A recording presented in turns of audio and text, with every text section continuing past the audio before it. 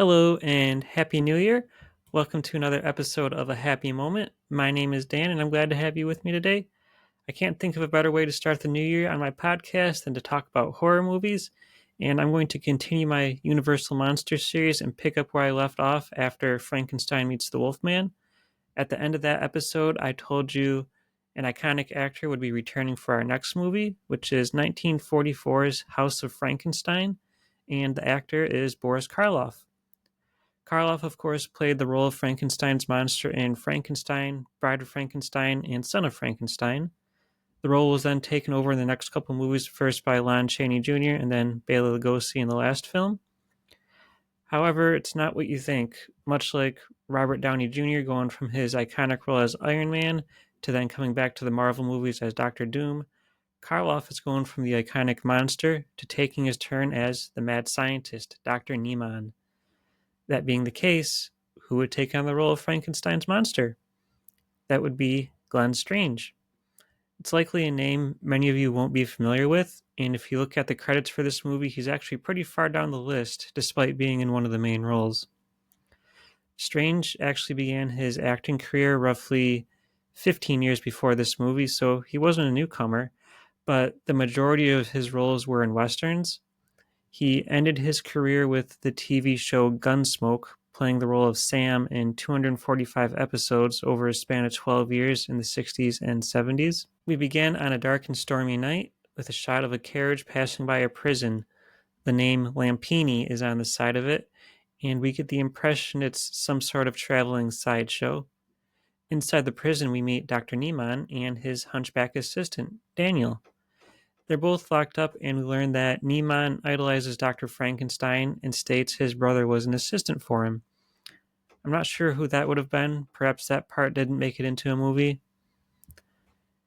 It's also clear that Daniel is unhappy being a hunchback, and Dr. Niemann says he could help him if he had access to Dr. Frankenstein's records. The storm soon causes damage to the prison, and the duo escape. Before long, they find Lampini's wagon stuck in the mud and help to free it. They then murder Professor Lampini and the driver, but not before Lampini talks about being in possession of a coffin containing the skeleton of Dracula with a stake still in his chest. They kill Lampini because he's not taking the wagon where Niemann wants to go. Niemann wants to get revenge on those responsible for being in prison. And Lampini had other plans, so he had to go.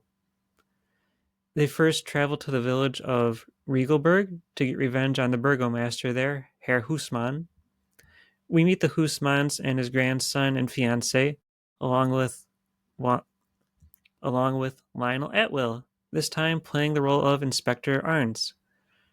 Shortly after, Niemann removes the stake from the skeleton of Dracula, resurrecting the vampire, played by John Carradine, the father of David Carradine, and going under the guise of Baron Latos. Niemann sends Dracula after them, and before long he's seduced the granddaughter by giving her his mystical ring. And then he kills Herr Husmann. The grandson discovers this and summons the inspector, but not before Dracula kidnaps the granddaughter. This leads to a wild carriage chase with the grandson, inspector, and other policemen on horseback chasing both Dracula's carriage and Dr. Niemann and Daniel in the Lampini carriage. In order to get rid of the police, Niemann and Daniel ditch Dracula's coffin as morning quickly approaches. Dracula has no choice but to try to retrieve the coffin, but he can't make it in time and falls victim to the sunlight. This is kind of a quirky movie in that it has two halves that feel like they could each be their own separate movie. Dracula's dead, and the Husmann grandson is reunited with his fiancée, and that's the end of their story. Which is too bad because they, along with the inspector, were interesting characters. Niemann and Daniel then move on and soon encounter a camp of gypsies, where Daniel becomes infatuated with a gypsy woman named Alanka after watching her dance. He rescues her from a beating, and Niemann reluctantly agrees to let her travel with them on their way to Visseria to search the ruins of the Frankenstein castle.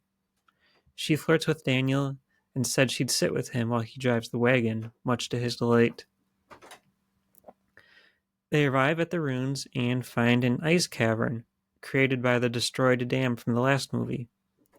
Here they find the Wolfman and Frankenstein's monster frozen in ice and decide to thaw them out to see if they know where Dr. Frankenstein's records are. The Wolfman, Larry Talbot, is thawed out first, and he's still played by Lon Chaney Jr. Talbot bemoans the fact that he's been set free from the ice and forced to live again with the curse of becoming a wolf. Niemann promises to help him, and Talbot shows him where the records are hidden. Niemann makes Talbot drive the wagon so he doesn't have to listen to Talbot complain. This takes Daniel out of the driver's seat and away from Alanka, who likes to sit up front. She begins flirting with Talbot, and after several days, he takes a liking to her as well. They arrive at Niemann's castle in Visseria, where Niemann kidnaps two more of his old rivals and threatens to use their brains for his experiments with the Wolfman and Frankenstein's monster.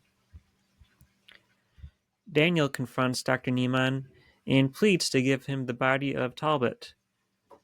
Niemann brushes him off and says he's going to use Talbot's body for the brain of the Frankenstein monster, and threatens to not help Daniel at all if he doesn't follow his orders. Daniel then tries to warn Alanka about Talbot being a werewolf, but she doesn't believe him. She accuses Daniel of being jealous and tells him he's ugly. Shattered, Daniel takes a whip and begins beating the Frankenstein monster, who was thawed out a long time ago but remains damaged and unconscious. You almost feel bad for Daniel until you remember that he's a murderer. Alanka eventually confronts Talbot, who admits he is a werewolf. Alanka, who is now in love with him, is determined to help free him from his torment and decides to try and put Larry out of his misery and crafts a silver bullet to shoot him. The time comes for Niemann to resurrect the monster. Talbot demands Niemann stop and help him like he promised, and Niemann ignores him. It's a little late in the movie, but we finally have our angry mob. The villagers that Dr. Niemann kidnapped, as well as the corpse of a man killed by the Wolfman the previous night, start to investigate and notice the strange lights at the castle. The Frankenstein monster is finally brought to life, and Niemann sends Daniel to fetch Talbot to operate on him next. Meanwhile, Alanka stands outside the window of Talbot's room and prepares to shoot him, but she can't bring herself to do it. Talbot transforms and attacks her, and the gun goes off, shooting him with a silver bullet. The Wolfman turns back to his human form as he dies, and Alanka succumbs to the injuries she received. Daniel brings her body to Niemann, but it's too late. Daniel blames Dr. Niemann for all this and attacks him. It's at this point the resurrected monster breaks free from his restraints and kills Daniel by throwing him off the castle. This is at the same time the mob arrives. The monster grabs Dr. Niemann, who is still alive, and flees into the marsh. The mob sets fire to the grass, driving them further into the marsh. Niemann tries to tell the monster there's quicksand, but the monster doesn't understand. Our last shot is of the monster and Dr. Niemann disappearing underneath quicksand that they fell into. So, Dracula has been killed by the sun, the Wolfman has been killed by a silver bullet, and the monster has been killed by quicksand. But wait, there's more. All three will return in our next movie, which will actually bring about some closure to the series. As I mentioned earlier, this movie really is two halves that feel kind of clumped together. Glenn Strange doesn't have a whole lot to do here, but he does make for an intimidating monster. Chaney is fun in his tormented role again, and Karloff makes for a great mad scientist. This is definitely an enjoyable movie, and I hope you can check it out at some point.